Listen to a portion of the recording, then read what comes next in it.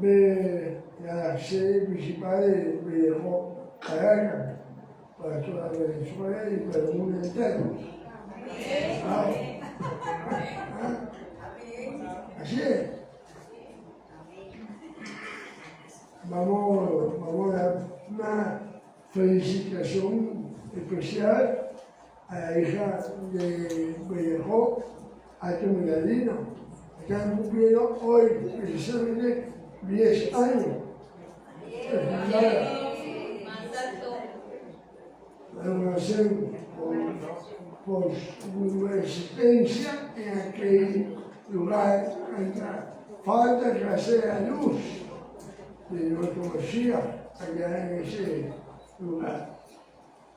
Gracias a su líder, el Shariat al día, hermano Joyce y su esposa Jessie. Y no puedo dejar de saludar también a Bellejó, de Maracaibo, a su líder Efraín Bellejó y a su esposa Jessica. Bueno, vamos a dar comienzo pues sería sumamente un día de mucha alegría. Quizás no estamos acostumbrados, ¿verdad? Todavía hay gente que se siente con esa sentir de las fiestas y de esta época de las fiestas navideñas, aunque no estamos en Navidad todavía, pero hay gente que dice que ya comenzó Navidad. Bueno, vamos a entrar en materia en lo que nos concierne a nosotros. No es una simple coincidencia que este mismo periodo marque el inicio de la construcción de la Shakar. La Shakar de Adonai.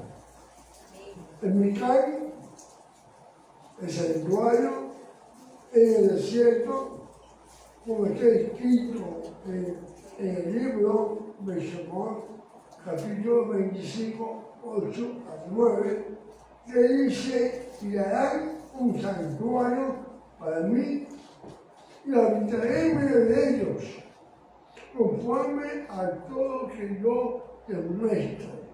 El diseño del tabernáculo mexicano, el diseño de todos los utensilios, así lo haréis. En Shemot 25:9, la palabra cabaña en hebreo, la palabra que se encuentra en mexicano. De acuerdo a la Torá, Moisés ascendió de nuevo al monte Sinaí durante 40 días y sus noches, obviamente, para recibir la segunda tabla de la Torá. Y descendió el día de Yom Kippur, justamente, llevando las tablas como señal de perdón. Por debajo llevaba la segunda tabla tallada por él mismo como símbolo del perdón que Dios había perdonado a Israel por el pecado del becerro de oro. Y como símbolo del pacto perpetuo entre Adonai e Israel. Y eso lo podemos ver, está documentado en el libro Shemot 24, 12 a 18. Vamos a leer lo que dice allí. Entonces Adonai dijo a Moisés: sube a mi monte y espera allá, y te daré tablas de piedra, y la Torá, la ley, y mis mandamientos que he escrito para enseñarles. Y se levantó Moisés con Josué, su servidor. Y Moisés subió al monte de Adonai y dijo a los ancianos: espéranos aquí hasta que volvamos a vosotros. He aquí, Aarón y Hur estaban con vosotros. El que tuviera asunto, acuda a ellos. Si hubiera algún problema, tenía que acudir entonces a Aarón y a Hur. Entonces Moisés subió al monte y una nube cubrió el monte. Y acabó de Adonai, la gloria de Adonai reposó sobre el monte Sinaí, y la nube lo cubrió por 6 días. Y el 7º día llamó a Moisés de medio de la nube. La apariencia de Acabó, Adonai, la gloria de Adonai, era como un fuego abrasador en la cumbre del monte a los hijos de Israel. Y entró Moisés en medio de la nube y subió al monte. Y estuvo Moisés en el monte 40 días y 40 noches. Al día siguiente, Moisés delegó las instrucciones del Eterno que había dado a Moisés para construir el Mishkan. Una morada.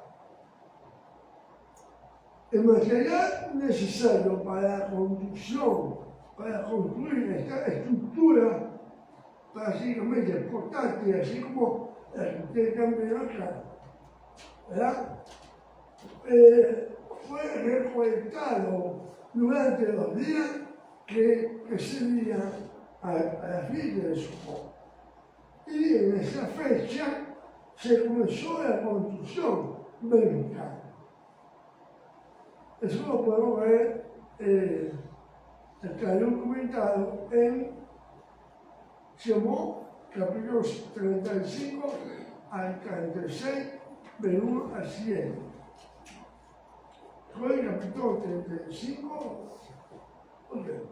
¿Por qué se construye o por qué se construyó el Mishkan? La Torá dice: y harán un Mishkan para mí y habitaré en medio de ellos.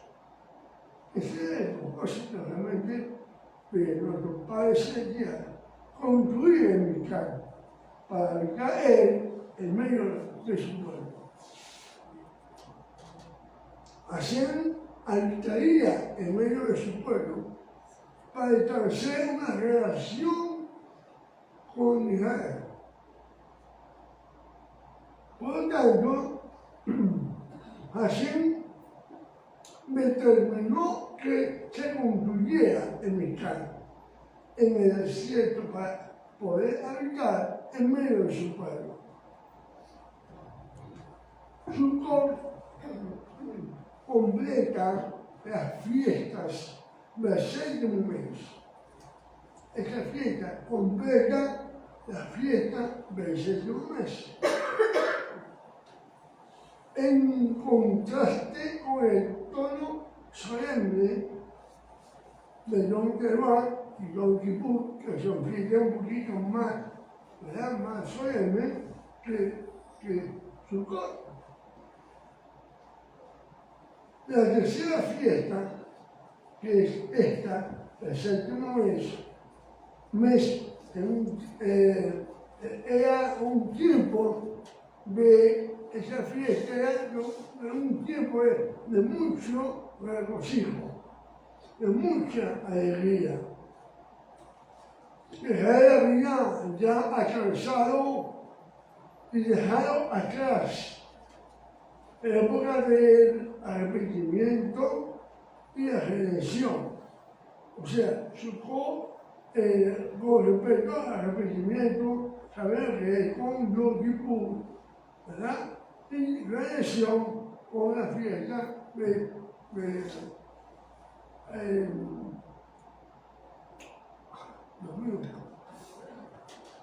la que celebramos la trompeta. ¿Dónde va? Pero en paz, bueno. Sukkot es llamada, ¿verdad?, en la época de regocijo.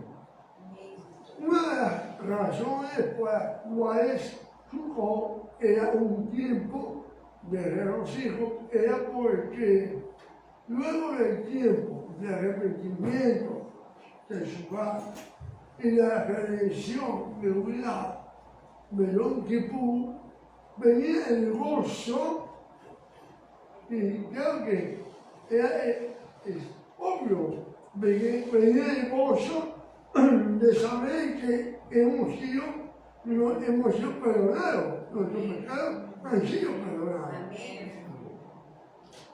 Además de tener el gozo de caminar con Hashem y poder conocer al Eterno y ser obediente, habiendo arrepentido de los pecados, ¿verdad?, y servir, conocer más aún al Eterno y ser obediente a Él. Históricamente, Sukkot conmemora los días en el desierto de Sinaí, luego de haber salido de Egipto. De acuerdo con las leyes naturales, ellos, los israelitas, debieron haber muerto. En cambio, Adán tuvo, limitó su procesión divina. Proféticamente, Sukkot era fiesta que nos enseñan que sobre el reino mesiánico, realmente. Nos enseña el reino mesiánico y el gozo de estar en ese reino. La palabra hebrea, ha, como decía también, la palabra ha viene de la raíz hebrea, ha, que significa moverse en círculo, marchar en una procesión sagrada, celebrar o danzar. Esas son las connotaciones que tiene esa palabra. El regocijo experimentado en la fiesta de Sukkot era tan grande que llegó a conocerse por el nombre de la fiesta. Bueno, ahí Israel decía la fiesta, ya sabía que estaba refiriendo a Sukkot. Sukkot es conocida por el nombre de la fiesta de la cabaña también. La palabra cabaña se refiere a las moradas temporales, que es precisamente el propósito de la Sukkot. Lo que usted, como dije hace poco, lo que necesitamos aquí, al pueblo de la sinagoga, que tenemos pues ya hecha la Sukkot. Por cierto, felicitamos a Esteban, que vinieron a Porcaya, que es muy bonita. Muy bonita, realmente. Bueno, por la página, por el chat de Belecó, ahí van a ver las fotos. Hablando nuevamente de Sukkot, por eso que estamos hablando de Sukkot, la celebración de Sukkot descrita en Vayikra, en Levítico 23, 40 al 41. Puede verse también en Nehemías, capítulo 8. Hace referencia a la celebración de Sukkot. Las habitaciones temporales o tiendas, como también se dice, están descritas como parte de la fiesta.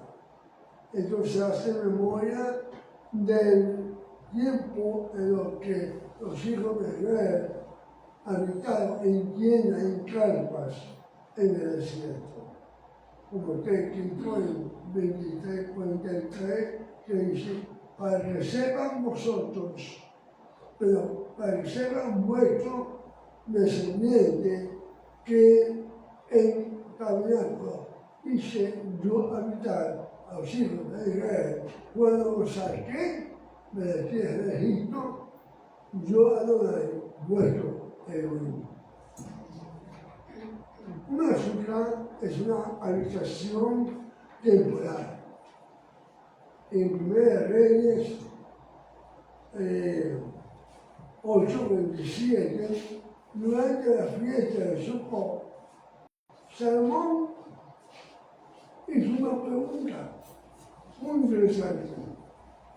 ¿Habitará el Eterno Adonai Hashem en la tierra? La Escritura dice que Yeshua se hizo carne y habitó, hizo su casa entre nosotros. Juan 1:14. Él vino a la tierra en su primera venida y habitó entre los hombres temporalmente.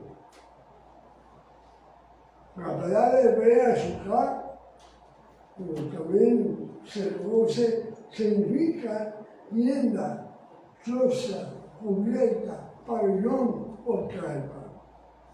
Ustedes saben que en hebreo una palabra tiene varias connotaciones.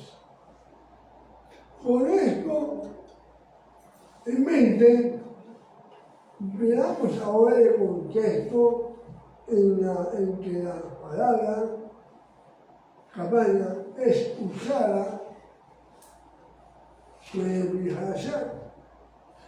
Como dije, el Sukkot significa también tienda, choza, cubierta, pabellón o carpa. Veamos que nos dice cómo se maneja en el Bihashá, Arco Renovado. Yeshua habitó su casa, o sea, habitó su casa.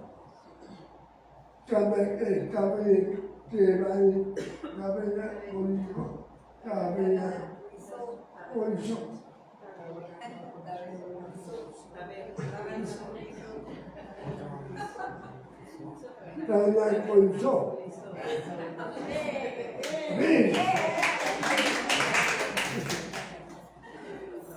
Dice Juan 1:14, y aquel verbo fue hecho carne y habitó entre nosotros. Tenemos a Rabino Saúl, Pablo, nos dijo que nuestros cuerpos eran templos o cabañas terrenales. Si vamos al capítulo 2 de Corintios, de 2 de Corintios, capítulo 5, del 1 en adelante, dice, porque sabemos que si nuestra morada terrestre, este tabernáculo se desciende, tenemos de Dios un edificio, una casa no hecha de mano, eterna en los cielos. Y por esto también gemimos, deseando ser revestidos de aquella nuestra habitación celestial. Pues así seremos hallados vestidos y no desnudos, porque asimismo los que estamos en este tabernáculo gemimos con angustia, porque no quisiéramos ser desnudados, sino revestidos para que lo mortal sea absorbido por la vida, mas el que nos hizo para esto mismo es Dios, que nos ha dado las arras de la vida. Amén. La azúcar de Moisés era una tienda y habitación. Hebreo 9:2 al 8 dice, porque el tabernáculo estaba dispuesto así. En la primera parte, llamada el lugar santo, estaba el candelabro, la mesa y los panes de la proposición. Tras el segundo velo, estaba la parte del tabernáculo llamada el lugar santísimo, el cual tenía un incensario de oro y el arca del pacto cubierta de oro por todas partes, en la que estaba una urna de oro que contenía el maná, la vara de Aarón, que realizó y las tablas del pacto. Y sobre ella los querubines de gloria que cubrían el propiciatorio, de las cuales no se puede ahora hablar en detalle. Y así dispuestas estas cosas, en la primera parte del tabernáculo entran los sacerdotes continuamente para cumplir los oficios del culto. Pero en la segunda parte, solo el sumo sacerdote, una vez al año, no sin sangre, la cual ofrece por sí mismo y por el pecado de ignorancia del pueblo, dando el Espíritu Santo a entender con esto que aún no se había manifestado el camino al lugar santísimo. Entre tanto que la primera parte del tabernáculo estuviese en pie. Después vemos que la azúcar de Moisés era una tienda de habitación, empleando los términos de significado de esta palabra. Abraham, Isaac y Jacob vivieron en tiendas, carpas o tiendas. Hebreo 11, 8 y 9. Por la fe, Abraham, siendo llamado, obedeció para salir al lugar que había de recibir como herencia y salió sin saber a dónde iba. Por la fe, habitó como extranjero en la tierra prometida, como en tierra ajena, morando en tiendas con Isaac y Jacob, por heredero la misma promesa. El campo de David era una tienda o una habitación. Eso lo vemos en en Hechos 15, 16. Hechos 15, 16 dice: después de esto volveré y reedificaré el tabernáculo de David que está caído, y repararé su ruina y lo volveré a levantar. Yeshua entró al templo en la fiesta de Sukkot. Ahí vemos pues que realmente Yeshua cumplía con los mandamientos respectivos a la fiesta. Yohanan 7:2. Estaba cerca la fiesta de los judíos, la de los tabernáculos. Dice Yohanan 7:2 y Yohanan 7:27, 29 dice, pero este sabemos de dónde es, Mas cuando venga el Mashiach, nadie sabrá de dónde sea. Yeshua entonces, enseñando en el templo, alzó la voz, dijo: a mí me conocéis y sabéis de dónde soy. Y no he venido de mí mismo, pero el que me envió es verdadero, a quien vosotros no conocéis. Pero yo le conozco porque de él procedo y él me envió. Y por último, vemos Yeshua era el verdadero mexicano. Ve tu Jehová, bendito sea. Amén. Hebreo, el libro de Hebreos 9:11 dice: pero estando ya presente Mashiach, sumo sacerdote de los días venideros, por el más amplio y más perfecto tabernáculo no hecho de mano, es decir, no de esta clase. Como podemos ver, vemos esa celebración preparada también en el Bihasa. Y como cosa curiosa, también la escritura parece indicar que Jesús nació durante la fiesta de Sukkot.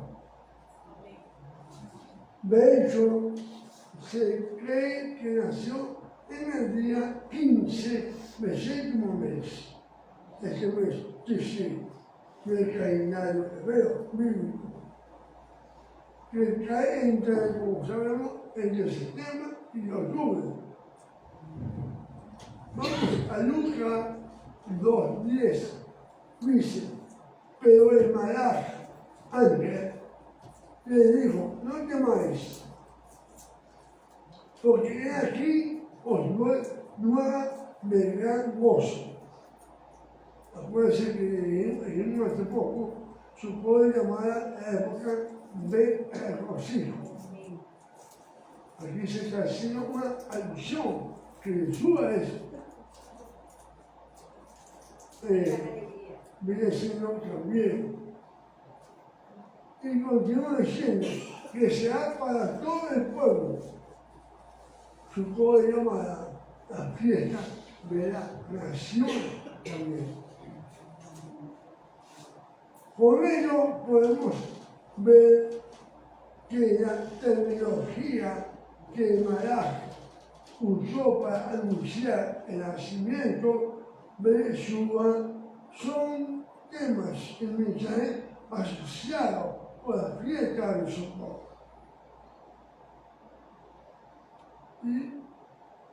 Y no quiero cansarlo, voy a concluir con lo siguiente. La alegría y el gozo que debía sentir Israel al celebrar las fiestas y los tiempos del Eterno, Dios era la constante de esta celebración. Ellas invitaban al pueblo a vivir continuamente en el gozo que producía esos momentos, pues les recordaba a Israel que había sido esclavo, pero ahora disfrutaba de la libertad que Adonai le había dado.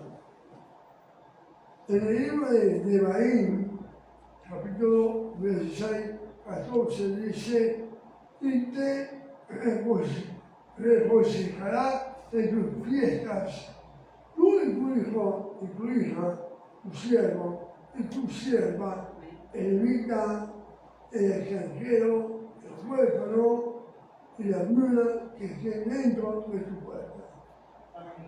Por eso llama a la fiesta de la nación.